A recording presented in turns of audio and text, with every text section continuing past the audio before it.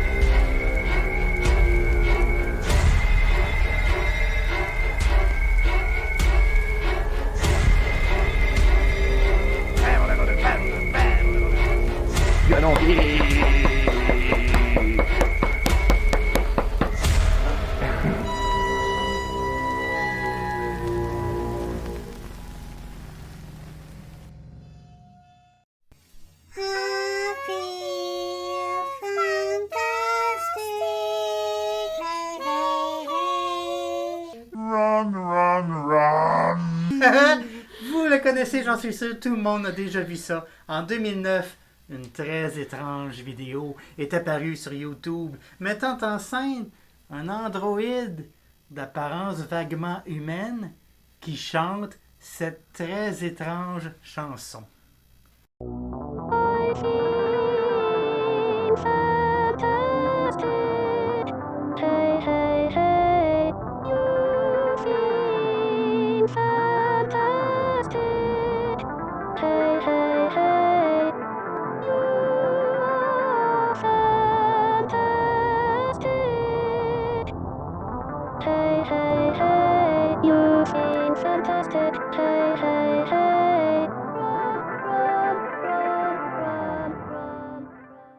Qu'est-ce que c'est que ça? Beaucoup d'éléments semblent bizarres dans cette vidéo. La chanson, la voix du robot et la musique, si on peut appeler ça une musique vraiment étrange. Les poses de l'androïde sont aussi très étranges. Et que dire de ce curieux plan sur un terrain vague qui n'a aucun rapport avec le reste? Mais qu'est-ce que c'est que ça? Hein? Le YouTuber qui a rendu cette vidéo populaire utilisait le nom de Creepyblog. Et sur sa chaîne, il n'y avait que cette vidéo. La description de la vidéo était une sorte de modernisation du mythe de Pygmalion. Pygmalion vient de la mythologie grecque. C'était un sculpteur qui n'arrivait pas à trouver la femme qui correspondait le plus à son idée de la femme idéale, comprenez-vous? Alors il a entrepris de sculpter ce qui pour lui était la femme parfaite. Puis, Aphrodite, la déesse de l'amour, l'a vu avec cette création et l'a pris en pitié. Et elle a donné vie à cette créature.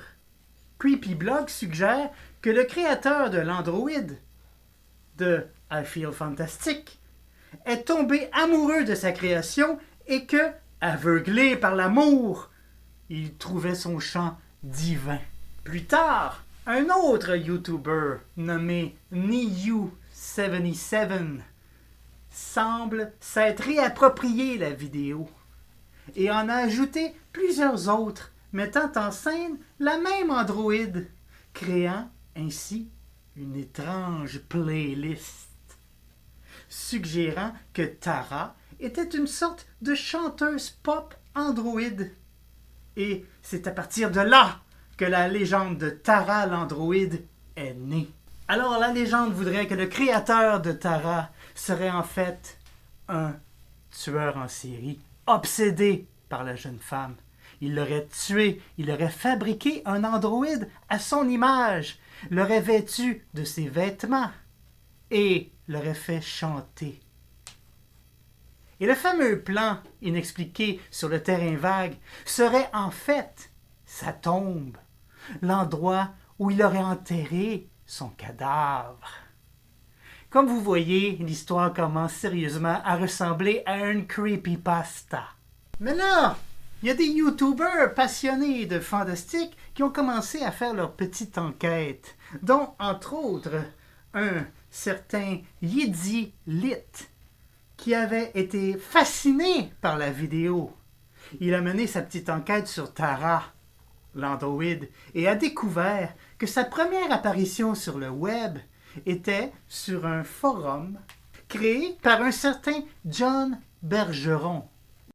Il filmait sa création en train de chanter et vendait ses DVD 7 $ plus 4 $ pour les frais de livraison.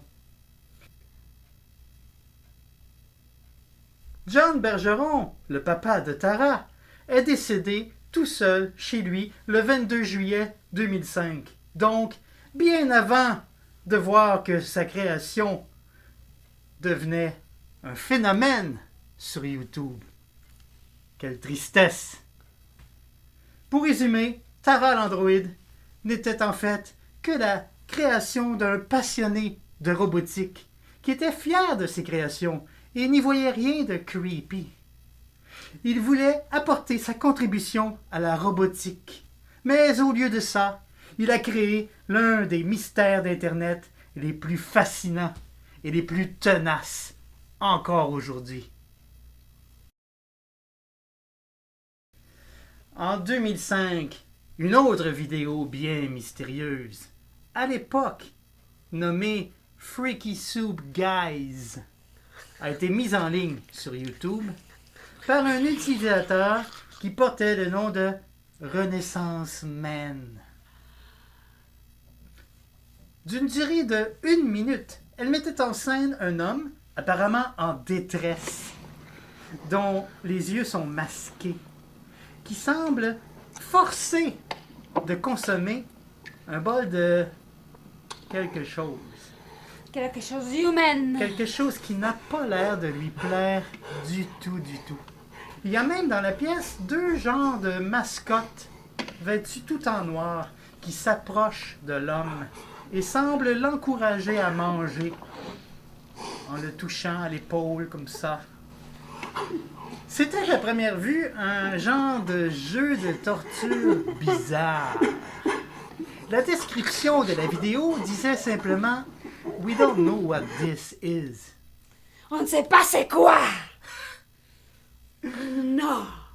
Mais en 2006, une deuxième vidéo, la suite à la première, qui celle-ci s'intitule « Soup Torture », a été mise en ligne par un certain ou une certaine Adama. Et cette deuxième vidéo, beaucoup plus agressive, montrait les mêmes personnages, le même homme, toujours en train de manger sa drôle de soupe. Voyez-vous? Mais l'une des mascottes se met soudain à foncer en courant vers sa victime. Mais la vidéo coupe avant que l'on voie qu'est-ce qui lui arrive exactement. En 2014, 8 ans plus tard, quand la vidéo a été repostée sous le nom de blankroomsoup.avi, c'est là que le phénomène a vraiment pris naissance. Plusieurs YouTubers se sont mis à parler de cette étrange vidéo et le mystère est devenu une légende.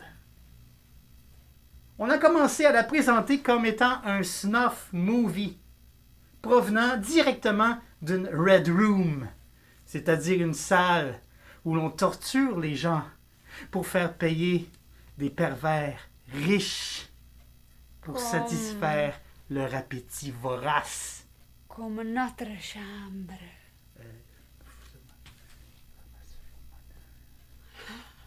C'est une blague.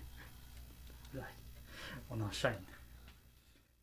Des théories ont même commencé à émerger dans les commentaires, comme celle voulant que la soi-disant soupe était en réalité composée des parties d'organes de son épouse, elle aussi kidnappée et tuée plus tôt. Ou peut-être s'agissait-il de ses propres organes à lui. hein, et qui était maintenu en vie chirurgicalement. Hein, ça commence à être tordu, hein? Un YouTuber du nom de Takedown Man est même allé jusqu'à suggérer que la vidéo était l'enregistrement d'une exécution réalisée par la mafia chinoise. Alors vous voyez que ça commence à aller loin, là. Hein? On n'avait toujours aucune explication, ni aucun indice de qu'est-ce que c'est ça, cette affaire-là. Mais une YouTubeuse connue sous le nom de Rainbot a mené elle aussi sa petite enquête. Et elle a réussi à contacter le créateur des mascottes qu'on peut voir dans cette vidéo. Hein? Un certain Raymond Percy en était le créateur. C'était un artiste américain aux talents multiples, bien connu dans le domaine de l'animation aux États-Unis. Il a entre autres travaillé sur les Simpsons. Il a aussi travaillé pour les studios Disney, rien de moins. Entre autres sur Wreck-It Ralph et Frozen. C'est aussi lui qui donnait la voix de Flash, le sympathique paresseux dans Zootopia. Alors, l'un de ses side projects était appelé The Ray Rays. Ça consistait à des performances publiques mettant en scène ces fameux personnages muets, qui sont exactement les mêmes que ceux qui apparaissent sur la Blank Room Soup. Lorsque la YouTubeuse Rainbot lui a demandé s'il savait comment et pourquoi ces personnages se sont retrouvés sur cette vidéo controversée, Percy lui a expliqué que pendant l'une de ses performances au Sunset Club, quelqu'un s'est introduit dans son véhicule de tournée et lui a volé quelques costumes de rechange. Puis, beaucoup plus tard, il aurait reçu la mystérieuse vidéo de Blank Room Soup par email, sans mise en contexte ni explication. Il lui a aussi dit que le fait que les personnes portant ces costumes dans la vidéo semblent bouger de la même façon que bougent les vrais performeurs qui travaillent pour lui, suggère que qui que ce soit, les personnes qu'on peut voir dans la vidéo, suspectes, ont pris soin d'étudier les vraies représentations des Ray Rays. Ce serait Percy lui-même qui aurait posté la vidéo sur YouTube la première fois pour la partager avec son groupe. Même si plusieurs ont trouvé l'explication de Percy satisfaisante, plusieurs autres n'ont pas cru à son histoire, pour plusieurs raisons. Ils ont déduit qu'il devait s'agir d'une histoire inventée à des fins publicitaires. Parce que si Percy a bien reçu l'étrange vidéo montrant apparemment un crime perpétré par de dangereux individus portant ses propres costumes volés, pourquoi n'a-t-il rien fait? Pourquoi n'a-t-il pas contacté la police? Ou au moins tenté de comprendre ce qui se passait? Non, il s'est contenté de la publier, de la partager avec son groupe d'amis.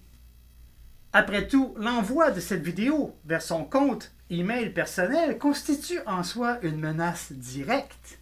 Et pourtant, sa façon de gérer ça, en faisant rien, semble presque aussi suspecte que la vidéo elle-même.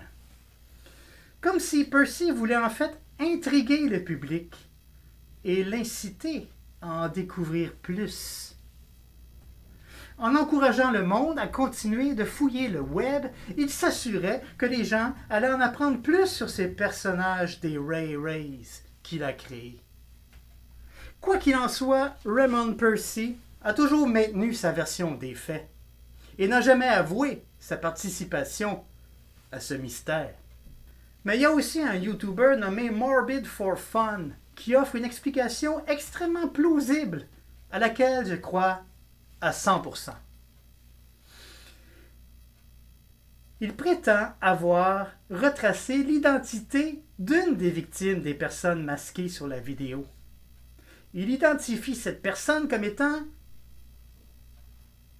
Gil Sharon, un musicien professionnel qui a entre autres travaillé sur John Wick 2 et Deadpool 2 et a aussi joué en tant que batteur pour différents groupes de musique, dont, entre autres, Marilyn Manson. Et un groupe plus obscur nommé Stolen Babies. C'est là que ça devient intéressant. En mettant côte à côte une photo provenant d'une séance de photos promotionnelle bannie de Stolen Babies et un snapshot de la troisième partie de la vidéo de Blank Room Soup, il montre de façon plutôt convaincante qu'il s'agit bien du même homme, portant le même costume.